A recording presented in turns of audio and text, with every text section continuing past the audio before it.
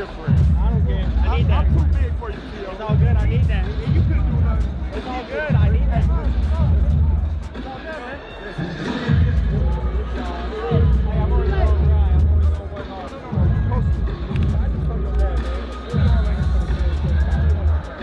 I ain't doing no attack. I know you are the best. I know you're the best. No, not like that. Hey. That's all it is.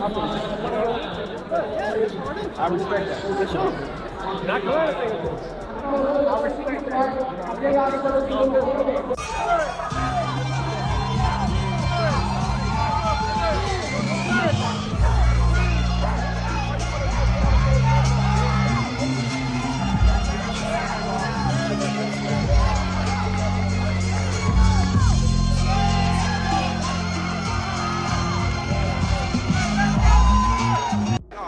Told him about himself. He know what I said, but he got to stop being a clown, you know? Like, everybody not with the clown antics and things like that just because he want to sell a fight. It's cool to sell a fight, but I'm not fighting. Leave me alone. I'm retired. You don't got to make antics at me, you know? So. Look, Terence Crawford is not a guy who loses his cool easily.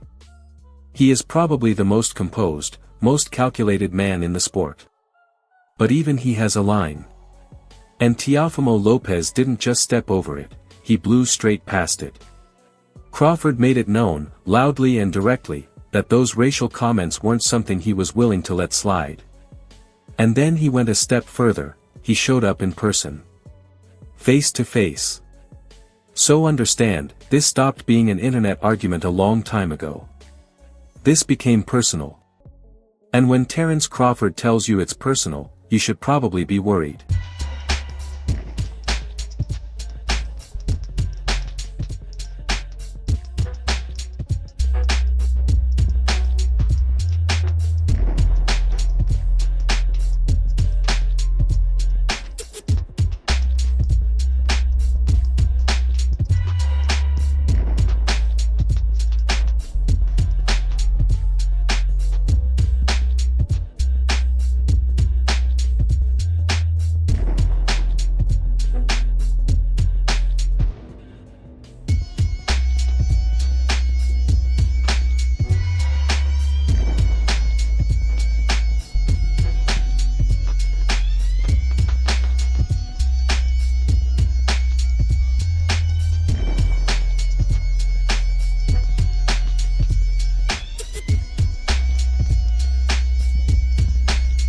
So here's where it all started.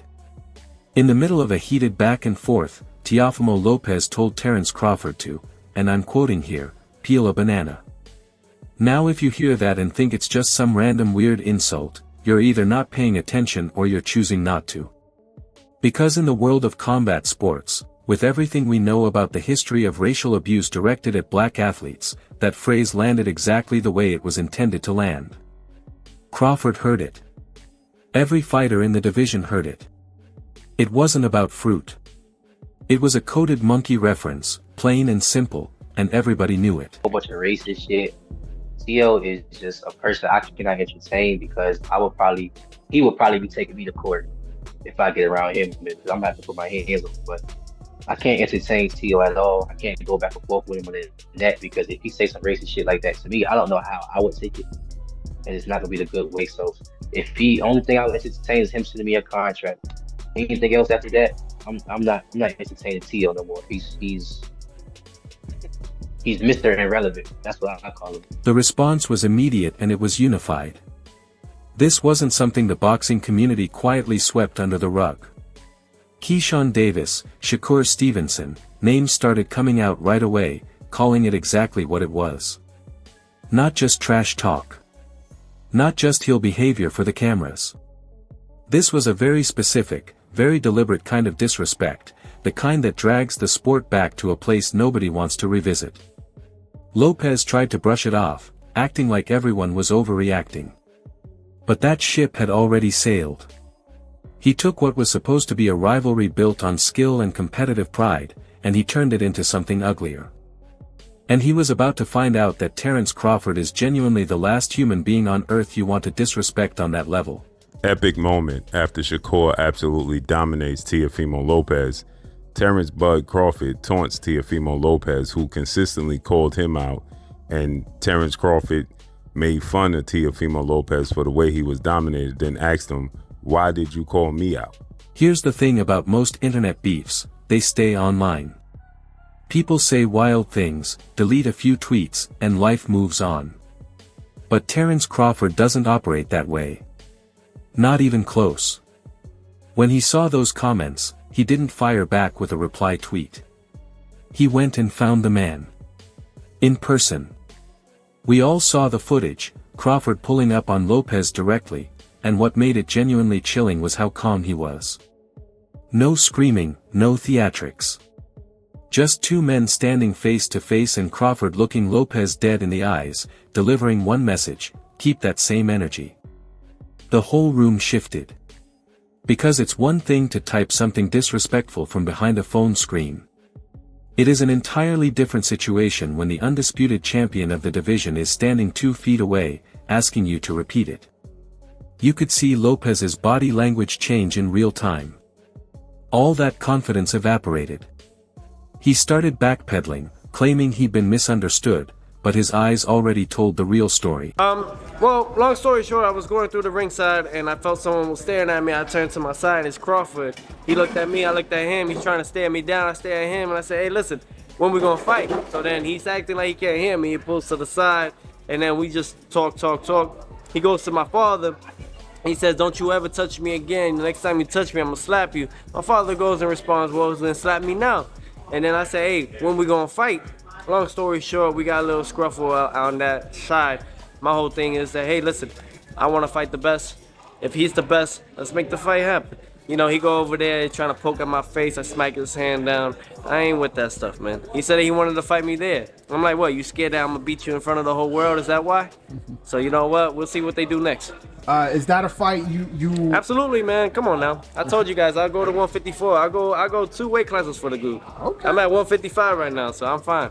All right. That's interesting. Well, the thing is like, you guys gotta understand. It's like, if folks, you gotta know, it's not about the weight bullying. It's about the skill sets. It's about the ring IQ. It's the fact that I have the longevity part. Crawford is 10 years older than me. He's old. He's getting older. His legs are gone. You know what I'm saying? And the more he goes up in weight, 160, 168, whatever he wants to do and try to catch that Canelo, he's never going to catch it. You know what he's going to catch? An early retirement. Okay. You also mentioned that, you know, you don't have a fight, Tank don't have a fight. Yes. Which one of those 2 fights interests you more, Gervonta Davis or Terence Crawford? Whichever monkey wants to get the banana. Okay. All right. So whoever you don't care which one of them you fight. They say they're gorillas. I'm a lion. I eat them. Let's go. All right. What did you make of somebody in your division, Subriel Matias? He was, you know, coming up real strong. Hey, that was a good one. Whichever monkey wants the banana. Coming up real strong. And here's what makes this whole thing even more damning. The banana comment wasn't some isolated moment. It didn't come out of nowhere. If you go back and look at the pattern, Lopez had already been making some deeply questionable statements. Before any of this blew up, he was on record complaining about ESPN signing too many black fighters, specifically calling out Devin Haney, Shakur Stevenson, and Keyshawn Davis by name. His implication was that those deals were handed out based on race rather than ability. Which, when you look at the talent those 3 men possess, is not only offensive, it's genuinely absurd. This is why this fight means everything to me. If they want the black fighters, they could keep them. Oh, yeah, I heard that shit. My bad. Yeah.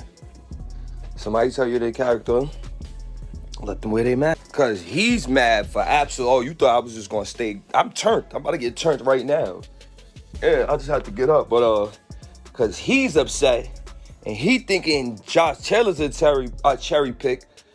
And just like he thought Cambosos was a cherry pick and got his ass whooped. You talking all this keep the black fighters. The black fighters are actually fighting the fights we want to see. You just lost to Sandar Martin and now you, like, I don't understand. Yeah, leave Top Rank. Where you gonna go though? That's what I want to know. Where you gonna retire? Cause you gonna go to the PBC and get your ass whooped. If you was smart, you would've went to the PBC and played off that racist shit right there. Like, oh, I'm Puerto Rican, we going against whoever. You could have did that, but you just a sore fucking loser. And you know niggas gonna fuck you up. So that context matters enormously, because it makes clear the banana comment was no accident. It was an escalation, the next step in a pattern of a fighter who was growing increasingly bitter and resentful about the success of the people around him, and was choosing to use race as his outlet for that bitterness. He drew a line in the sand against an entire group of fighters, seemingly without stopping to think about one very important detail: at some point, he was going to have to actually get in the ring with one of them. He was running his mouth writing checks, and the bill was coming due fast. Since we're talking about fighters who are black, I read this and it was a surprise to me, but I was reading an article and it says that Teofimo Lopez seems to have a real disdain for black fighters. How do you respond to that, Teofimo? It was on Boxing Scene and it said Teofimo Lopez seems to have a real disdain for black fighters, and they were talking about, I guess, quotes that you had made about certain fighters, whether it be Tank, whether it be Crawford. Man, I grew up seeing these guys talk trash. I grew up with more black people than I ever grew up with Latinos. Beating Shakur Stevenson. Don't tell me he wasn't black because he's Puerto Rican. I just want to fight black fighters. Kid you not. He was like, you fight like a black fighter from the way you box and everything. You're black, but you're not, but you fight like a black fighter. And it's like, yeah, because I grew up with mainly around that environment. Did I try something? Reverse, take it around, see what we could do, clean the image, and face a guy like Shakur Stevenson and give him his first loss and see where that goes. And that's exactly where Shakur Stevenson walked in. If Crawford was the conscience speaking outside the ring, Shakur became the consequence inside it. The fight was promoted as a stylistic clash between two elite boxers. What it turned into was something else entirely: a public, methodical dismantling. From the very first bell, the gap in class was startling. Shakur later admitted that by the second round, he already knew it was over. Think about that for a second. 6 minutes into the fight and he had already decided the outcome in his own mind. All glory to God. It was an amazing night. I put the work in. I stayed disciplined throughout my camp. I was in tremendous shape, and T.O., he's a hell of a fighter, but I was the better man tonight. Guys, just raise your hands, please, and the microphone will be brought to you. Thank you. Shakur, congratulations, man. Great performance, obviously. Did you feel at some point that you demoralized him and he was just kind of trying to get to the finish line? Yeah, I definitely did. I feel like he's a fighter. So he tried to fight back. But yeah, I picked him apart. In the second round, I want to say that I told my corner, I said, I'm stronger than he is. Shakur said he felt physically dominant and mentally untouchable throughout the whole night. He had studied Lopez so thoroughly that he stopped thinking of him as a threat and started treating him like a problem he had already solved before the opening bell. While Lopez was scrambling, swinging desperately for something, anything, to turn the tide, Shakur was composed, unhurried, and precise. It was the living embodiment of everything Crawford had been saying. All the talking in the world means absolutely nothing when you can't land a clean punch on the man in front of you. Did you feel like you hurt him at any point in the fight? Yeah, for sure. I hurt him a couple of times. My jab, my left hand to the body, my left hand up top. I put on a great show tonight. Obviously a great performance against your best opponent. Any disappointment that you didn't stop him? Because you said even during the fight you wanted to stop him. No, there's no disappointment. It's boxing at the end of the day. I seen him go out there and when I was about to stop him, he started fighting back a little bit. So respect to him. He's a sharp fighter. He got a lot of knowledge and he did what he did to survive. Got a question from the Norfolk Recorder in Virginia, down there at the front. Did you think you was really gonna beat him up that way? Yes. I've been told you this. I told you this a minute ago. I said he's not on my level, and I proved it tonight. And shout out to you, bro. You're a hell of a fighter. I'm proud of you. I'm glad that you went in there and did what you were supposed to do. You dig deep and you did what you were supposed to do, and I'm proud of you, bro. But the most brutal part of that night wasn't any single shot. It was the embarrassment of the whole picture. Shakur didn't just beat a former world champion, he made him look fundamentally out of his depth. There were stretches where Lopez looked genuinely lost in there, hesitating and second-guessing himself because every move he tried was anticipated and neutralized before it could develop. He was a step behind, then 2 steps behind, until eventually he was just chasing shadows around the ring. So, I mean, I want to say I'm speechless, but a piece of me kind of thought Shakur Stevenson might do something like this tonight. What I just watched was a freaking masterclass beyond epic proportions. I thought Shakur might do something like this, but even this exceeded my expectations. You know, I thought it may be, if Shakur had a really good night, make it look easy and win 9-3, 10-2. This was 12-0, 11-1, and I mean, it was next level type stuff. Teo was trying everything. The various wrinkles to Shakur's style are unbelievable. I mean, I know people like to say he runs.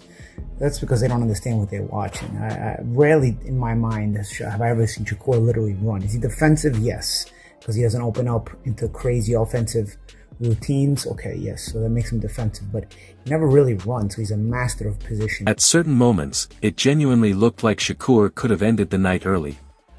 He admitted afterward that the opportunities were there to stop the fight, but he made the conscious decision to stay disciplined and not get pulled into a messy brawl where one lucky punch could change the story.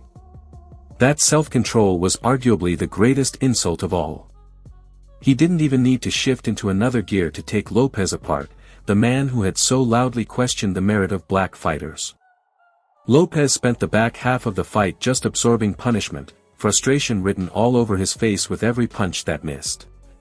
The hostile takeover he had been promising looked a lot more like a slow surrender.